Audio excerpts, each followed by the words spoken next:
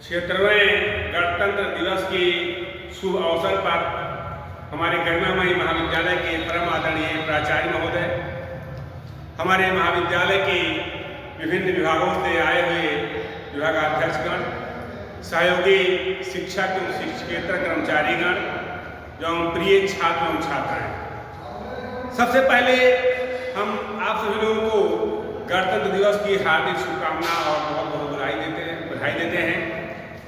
मान्यवर, भारत आज एक उदित और उदीयमान राष्ट्र है। आज़ादी के बाद अनेक क्षेत्रों में भारत ने ऐतिहासिक प्रगति की है। विज्ञान और प्रौद्योगिकी के क्षेत्र में हम इतना आगे निकल चुके हैं कि दुनिया का प्रत्येक देश हमारा लोहा मान रहा है। परमाणु शक्ति के क्षेत्र में भारत दुनिया की छठी महाशक्ति है। मिसाइलों के क्षेत्र में हमारी श्रेष्ठता जग जाहिर है। पृथ्वी, धनुष, आकाश, त्रिशूल, नाग, ब्रह्मोस और सुपरसोनिक क्रूज मिसाइलें भारत की श्रेष्ठता के प्रतीक हैं।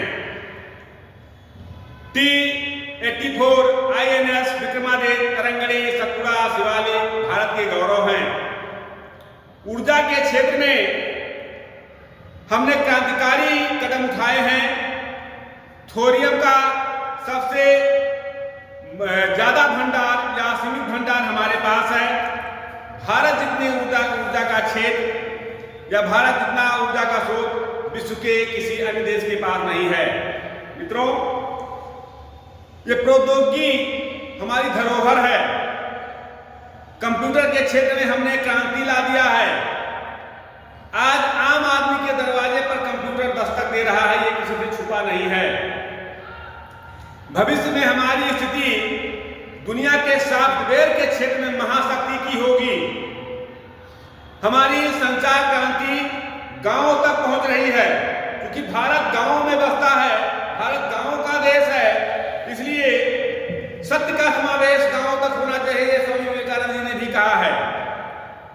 तो हमारी संचार क्रांति गांवों तक पहुंच रही है। हमारे सूचना तंत्र का लक्ष्य गांव है और हमारी कोशिश है हर गांव को इंटरनेट से जोड़ने की। आज तमाम गांव, हमारे देश के तमाम गांव इंटरनेट से जुड़ चुके हैं। हमारी कृषि बहुत बड़े पैमाने पर वैज्ञानिकरण कृषि का हो रहा है और खाद्यान्न में हम न केवल आत्मनिर्भर हो गए हैं, बल्कि अन्य देशों को भी हम खाद्यान्न निर्यात कर रहे हैं। अगर वास्तव में देखें तो स्वास्थ्य और चिकित्सा के क्षेत्र में हम क्रांति के दरवाजे पर दस्तक दे रहे हैं। मित्रों, रेलवे, बिजली, दूरसंचार, नागरिक उड्डयन, बंदरगाहों, अंतर्देशीय जलमार्ग और पर्यटन जैसे क्षेत्र में विश्व स्तरीय बुनियादी ढांचा बनाने की दिशा में हमने महत्वपूर्ण कदम उठाए हैं। अगर आप देखें तो साहित्यिक, सांस्कृतिक और कला के क्षेत्र में भी हमने उल्लेखनीय प्रगति की है। राजनीतिक दृष्टि से भारत एक प्रौढ़ राष्ट्र हो गया है। लोकतंत्र, सर्वधर्म समभाव और सामाजिक न्याय की धारणाएं हमारे आदर्श हैं और पूरी दुनिया आज भारत की तरफ लोकतंत्र की तारीफ कर रही है, भारत के लोकतंत्र की तारीफ कर रही है। मित्रों, हम जानते हैं कि लोकतंत्र का सबसे मजबूत हथियार कलम होता है। शिक्षा के क्षेत्र में हमने बहुत बड़ी प्रगति की है, लेकिन ये एक पक्ष है। अगर हम भारतीय इतिहास पर दृष्टिपात करें तो इसके धूप और छांव दोनों पक्ष दिखाई पड़ते हैं। आजादी के बाद भारतीय समाज पर दृष्टिपात करने से धूप छांव जो दिखाई पड़ता है, उसमें उसका एक चित्र जो उज्जवल चित्र है, उसका मैंने आपके सम्मुख रखा। एक तरफ उज्जवल पक्ष हमारे मन में आशाएं जगाता है और आत्मसम्मान उत्पन्न करता है, तो वही जो दूसरा पक्ष है जो हमें विसंगतियां या निराशा के मार्ग दिखाता है कि किस तरह से हम निराशा में डूबते जा रहे हैं और स्वर्णिम सपनों को धूसरित करती है जो दूसरा पक्ष है। गांधी जी ने हर आंख का आंसू पोंछने का आदर्श रखा था। नेहरू जी ने संविधान सभा में प्रतिज्ञा की थी कि जब तक आंसू है, जब तक पीड़ा है, तब तक कार्य बंद नहीं होगा। जब तक गरीबी है, तब तक काम समाप्त नहीं होगा। क्या हम ऐसा कर पाए हैं? क्या हमारे समाज में ऐसा हो पाया है? उत्तर मिलेगा नहीं। इसका कारण क्या है? इस कारण को हमको देखना होगा। आज जो समाज का दूसरा पक्ष है, जो स्वर्णिम सपनों को धूल धूपित कर रहा है, उस पर अगर हम नजर डालें तो समाज की भयावह स्थिति आंतरिक सुरक्षा समस्या बनी हुई है, या जो है अपहरण उद्योग बन गया है। चोरी डकैती हत्या से अखबार रंगे हुए होते हैं।